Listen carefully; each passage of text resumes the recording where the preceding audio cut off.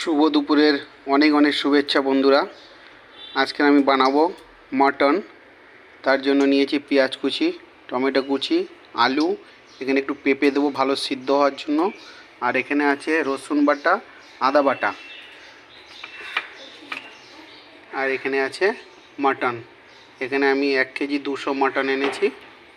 আপনারা স্কিপ না করে পুরো ভিডিওটা দেখতে থাকুন। আমি কড়াইতে প্রথমে তেল দিয়ে নিয়েছি, আলুগুলো ভালো করে ভেজে নেব।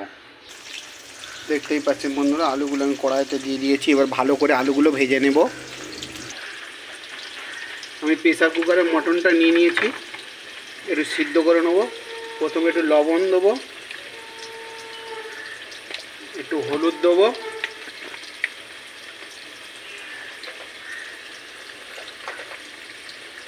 দিয়ে আমি 3টে সিটি মেরে একটু সিদ্ধ করে নেব। তো দেখুন প্রেসারে আমি একটুখানি জল দিয়ে দিয়েছি, দিয়ে এটাকে আমি একটু সিটি মেরে নেব। দেখতেই পাচ্ছেন বন্ধুরা, আলুগুলো লাল লাল করে ভাজা হয়ে গেছে। লাল করার জন্য আমি এর মধ্যে একটু হলুদ আর একটু লবণ দিয়ে দিয়েছিলাম ভাজার সময়। এবারে আলুগুলো আমি তুলে নেব। এবার কড়াইতে আমি ফোড়ন দিয়ে দেবো, তেজপাতা, গোটা জিরে আর 2টো শুকনো লঙ্কা। ঠিক তো। এবার দিয়ে দেবো পেঁয়াজ। পেঁয়াজটাকে আমি এবার একটু ভালো করে ভেজে নেব। এর মধ্যে আমি রসুন বাটাটা দিয়ে দেবো, দিয়ে পুরো মশলাটাও খুব ভালো করে ভাজবো। এর মধ্যে দেব টমেটো কুচি। এর মধ্যে আমি দিয়ে দেবো হালকা সিদ্ধ করে রাখা মাটন, দিয়ে খুব ভালো করে কষাবো। এর মধ্যে কয়েকটা আমি পেঁপের টুকরোও দিয়ে দিলাম।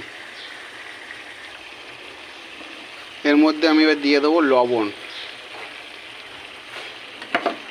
মটনের মধ্যে গুঁড়ো মশলাগুলো দিয়ে দেবো, লঙ্কা গুঁড়ো, জিরে, ধনিয়া গুঁড়ো, হলুদ গুঁড়ো আর মটন মশলা। সব মশলাগুলো দিয়ে বেশ ভালো করে কষাবো। দেখতেই পাচ্ছেন বন্ধুরা, ভালো করে কষিয়ে নেওয়ার পর আমি একটু প্রেসারে দিয়ে দিয়েছি। প্রেসারে আমি একে 3টে সিটি নেবো, নিলে হয়ে যাবে। দেখতেই পাচ্ছেন বন্ধুরা, আমার মটন রান্না কমপ্লিট। কত সুন্দর কালার এসছে দেখুন। আপনারাও একদিন এরকমভাবে বানিয়ে খেয়ে দেখবেন, খুব সুন্দর কালার। এখন সিদ্ধ হয়ে গেছে দারুণ। আজকের মতন টাটা। সকলে ভালো থাকবেন, সুস্থ থাকবেন।